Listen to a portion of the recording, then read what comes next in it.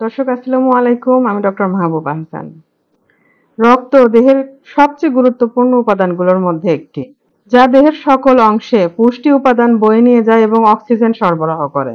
দেহে রক্তের পরিমাণ কমে গেলে সুস্থভাবে বেঁচে থাকা সম্ভব নয়, কিন্তু আমাদের দেশে রক্ত শূন্যতার রোগী দিন দিন বেড়ে চলেছে। রক্ত শূন্যতা দূর করতে আমরা বিভিন্ন ধরনের ওষুধ, সাপ্লিমেন্ট এবং অনেক ক্ষেত্রে ইনজেকশনও দিয়ে থাকি। তবে ঘরে বসেই যদি খাবার সম্বন্ধে আপনারা সচেতন হন এবং প্রতিদিনের খাদ্য তালিকায় কিছু কিছু নির্বাচিত খাদ্য রাখেন, তাহলে কিন্তু এর মাধ্যমেও রক্তের পরিমাণ বাড়ানো সম্ভব। দর্শক, রক্ত শূন্যতা কাটানোর জন্য যে খাবারগুলো নিয়ে আলোচনা করব, তার আগে চলুন একটু বুঝি রক্ত শূন্যতা কিভাবে হয়।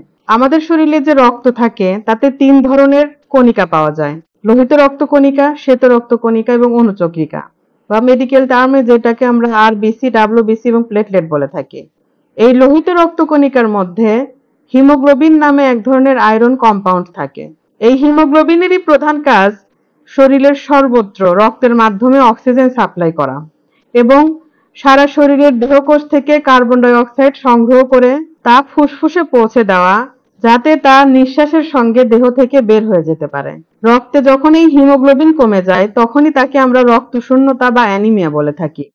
এবং রক্ত শূন্যতার ফলে শরীর অক্সিজেনের অভাবে দুর্বল হয়ে পড়ে।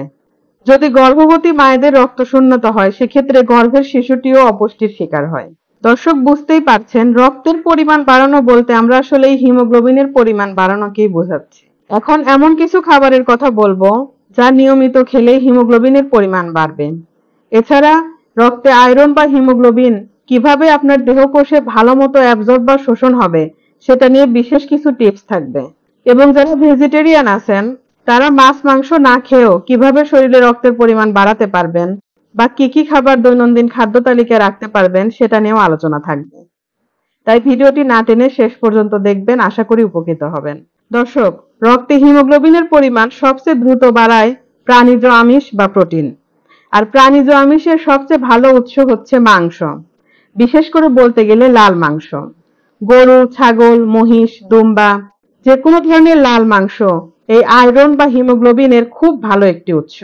লাল মাংস নিয়মিত খাওয়াটা উচ্চ রক্তচাপ বা কোলেস্টেরল বাড়ানোর জন্য একটু রিস্কি হয়ে থাকে, তাই সপ্তাহে 2 বা 3 দিন লাল মাংস খাদ্য তালিকায় রাখতে পারেন। আর মুরগির মাংসে লাল মাংসের মতন অতটা বেশি আয়রন না থাকলেও তাতেও কিন্তু পর্যাপ্ত পরিমাণে আয়রন থাকে।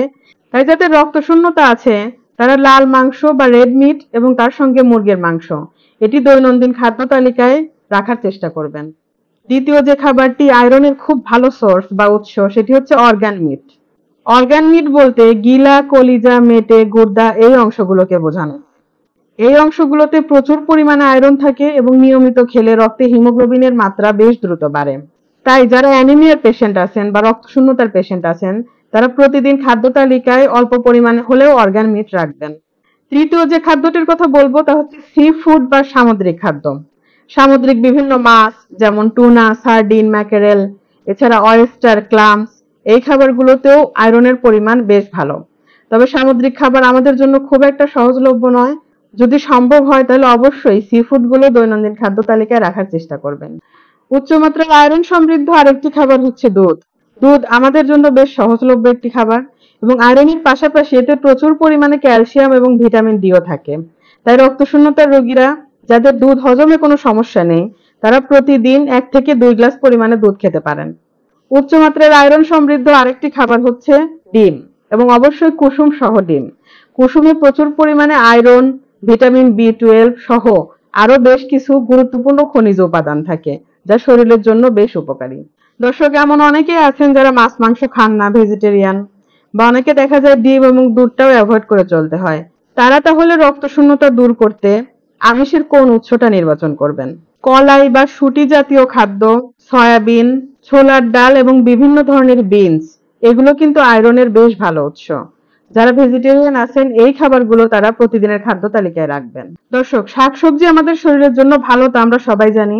তবে বিশেষ কিছু শাকসবজি আছে যেটা আয়রনের মাত্রা বাড়ায়, অর্থাৎ রক্তে হিমোগ্লোবিন বাড়াতে সাহায্য করে। এখন সেই শাকসবজিগুলোর কথা বলবো। প্রথমেই যে সবজিটির কথা বলবো সেটি হচ্ছে বিটরুট। বিটরুট আমাদের দেশে এখনো তেমন একটা জনপ্রিয় সবজি নয়, তবে দিন দিন এটির পরিচিতি বাড়ছে। লাল রঙের এই সবজিটিতে প্রচুর পরিমাণে আয়রন থাকে এবং এটি আপনারা কাঁচা অবস্থায় সালাদ হিসেবে বা রান্না করে, অথবা এখন বিটরুটের গুঁড়াও অনলাইনে পাওয়া যায়, সে বিটরুটের গুঁড়াটাও আপনারা খেতে পারেন। বিটরুট কিন্তু খুব দ্রুত রক্তে আয়রনের পরিমাণ বাড়ায়। আরো কিছু কমন সবজির নাম বলে দিচ্ছি যেগুলো আমাদের হাতের নাগালেই থাকে। সেই সবজিগুলো হচ্ছে কচু শাক, লাল শাক, কাঁচকলা, কলার মোচা। এই সাধারণ সবজিগুলো নিয়মিত খেলে এগুলো কিন্তু শরীরে আয়রনের মাত্রা বাড়ায় এবং রক্তে হিমোগ্লোবিন দ্রুত বৃদ্ধিতে সহায়তা করে।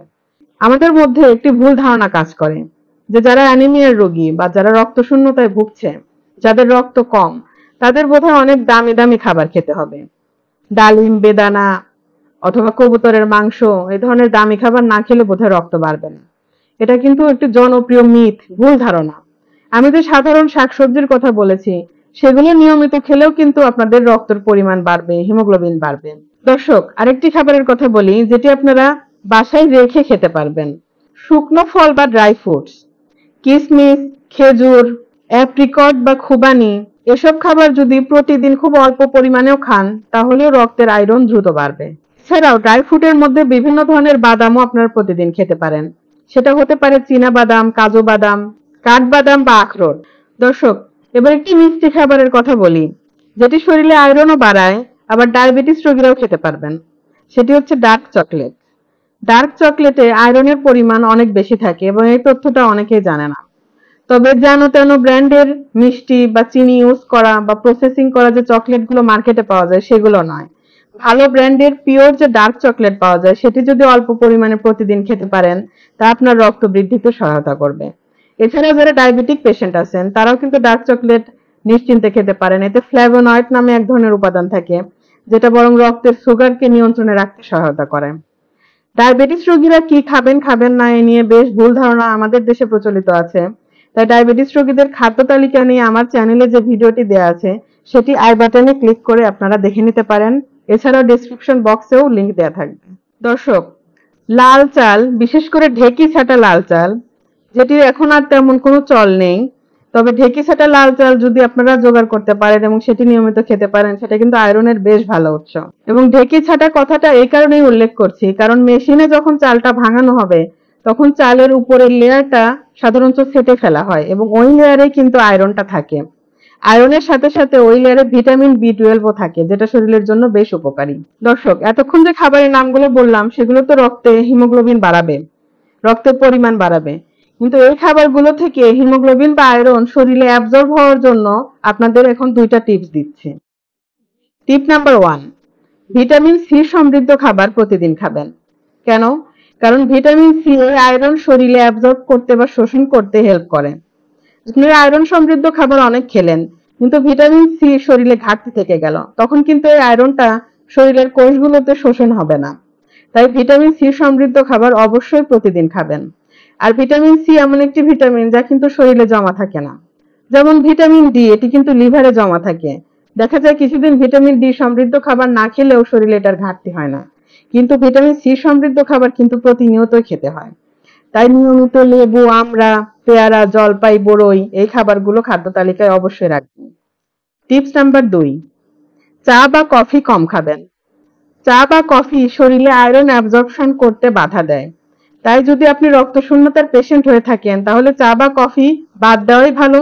যদি খেতে চান তাও 2 বা 1 কাপের বেশি খাওয়া ঠিক হবে না।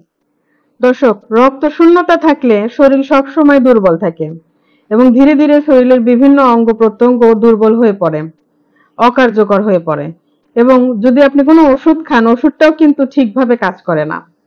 তাই যদি রক্তশূন্যতার লক্ষণগুলো আপনার মধ্যে থাকে, যেমন দুর্বলতা, মাথা ঝিমঝিম করা, চোখে অন্ধকার দেখা, কোনো কাজে উৎসাহ না পাওয়া বা মেজাজ খিটখিটে হয়ে যাওয়া, এই লক্ষণগুলো থাকলে অবশ্যই ডাক্তারের সঙ্গে যোগাযোগ করে হিমোগ্লোবিন চেক করে শিওর হবেন যে আপনি রক্তশূন্যতার রোগী কিনা। আর যদি অলরেডি আপনি অ্যানিমিক পেশেন্ট হয়েই থাকেন তাহলে তো আপনার এই ব্যাপারে আরো সচেতন হতে হবে।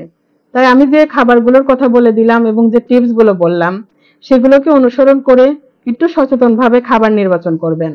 কারণ শুধু ওষুধের উপর নির্ভরশীল না থেকে যদি খাদ্য তালিকায় পরিবর্তন আনতে পারেন সেটাই দীর্ঘমেয়াদী সুফল দেবে। তাই দর্শক, ভিডিওটি বেশি বেশি শেয়ার করবেন আর যদি আপনার আরো কিছু জানার থাকে সেটা নির্দ্বিধায় কমেন্ট বক্সে প্রশ্ন করতে পারেন, উত্তর দেবার চেষ্টা করবো ইনশাআল্লাহ। গুরুত্বপূর্ণ টিপস পেতে ফেসবুকেও আমাকে ফলো করে রাখবেন, লিংক দেওয়া থাকবে ডেসক্রিপশন বক্সে। আর এরকম উপকারী ভিডিও আরো পেতে চ্যানেলটিকে সাবস্ক্রাইব করে সাথেই থাকবেন। আপনাদের সুস্থ সুন্দর জীবন কামনা করে আজকের ভিডিওটি এখানে শেষ করছি। আল্লাহ হাফেজ।